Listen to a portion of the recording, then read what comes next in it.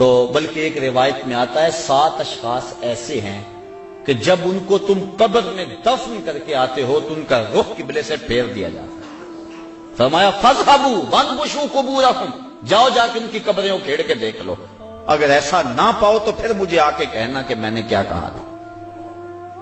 اور ان اشخاص کو حضور نے گنوایا، ان میں شرابی بھی ہے، اس میں ذخیرہ اندوز بھی ہے، اور اس میں آخری جو ہے 7واں وَالنَّائِحَةُ، اور نوحے پڑھنے والی عورت جو اور لوگوں کے جذبات کو بھڑکاتی ہے۔ لوگ کہتے ہیں فلاں نے وین کی حد کر دی، وہ بچے بھی رو پڑے جی ایسی حد کر دی، یہ منع ہے، یہ شریعت نے ہمیں اس سے روکا ہے۔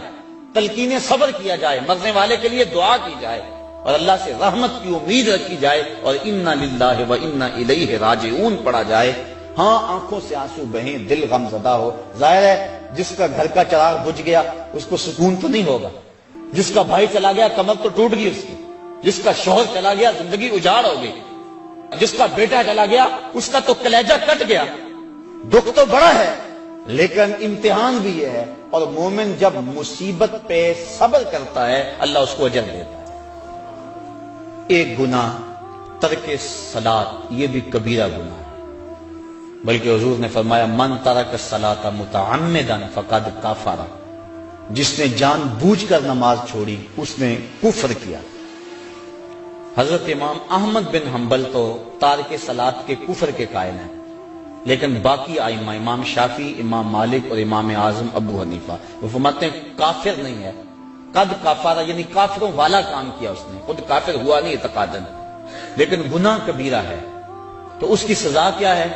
امام مالک اور امام شافعی پھر اس میں اختلاف کرتے ہیں، وہ کہتے ہیں اس کی سزا یہ ہے کہ وہ توبہ کرے ورنہ اس کو قتل کرو، لیکن امام اعظم ابو حنیفہ فرماتے ہیں کہ اس کی سزا یہ ہے کہ اس کو قید کر دیا جائے تاکہ وہ توبہ کرے اور اس کو پھر حاکم وقت چھوڑے۔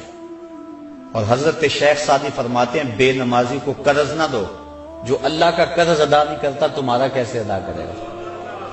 اور حضرت سلطان باہو علیہ رحمہ آپ فرماتے ہیں کہ بے نمازی سے تو خنزیر بھی پناہ مانگتا ہے۔ اور حضرت غوث اعظم جن کی 11ویں پکاتے ہو، سنو ان کی تعلیمات، وہ کہتے ہیں بے نمازی کو مسلمانوں کے قبرستان میں دفن نہ کرو۔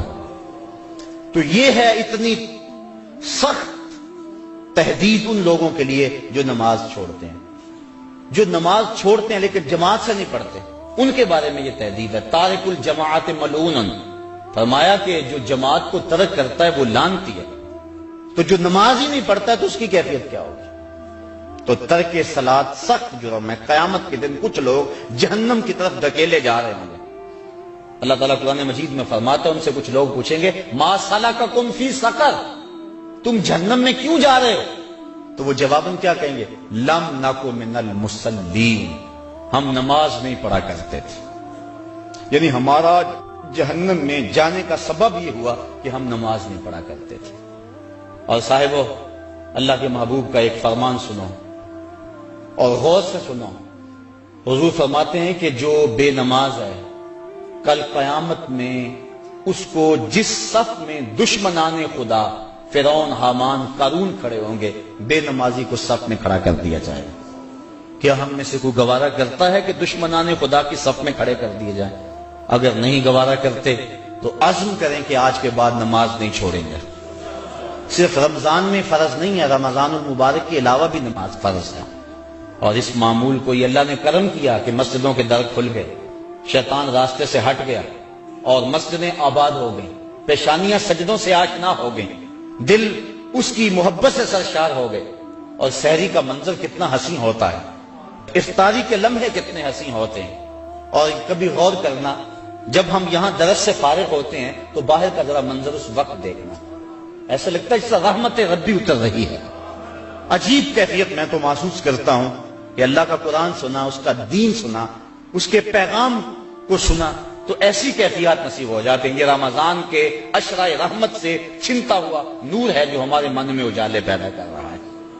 تو یہ جو ہمیں توفیق نصیب ہوئی رمضان میں نماز کی، دعا کریں کہ یہ تسلسل سے باقی رہے، اور یہ جن گناہوں کی نشاندہی کی گئی ہے اللہ ہمیں بچنے کی توفیق دے، جن کی نہیں بھی کی گئی ہمیں پتہ ہے کہ گناہ کیا ہے۔ حضور نے فرمایا کہ جو تیرے سینے میں کھٹکے اور تو لوگوں کے اس پر مطلع ہونے سے ڈرے، وہ گناہ ہے۔ ما حاک فی صدرک، تو ہمیں پتہ ہے گناہ کیا ہے اور نیکی کیا ہے۔ ہمیں اپنی زندگی کو ایک خوبصورت نظم دینا چاہیے اور زندگی کو نیکیوں کا حسن دینا چاہیے۔ اللہ مجھے آپ کو اپنی رحمت اور کرم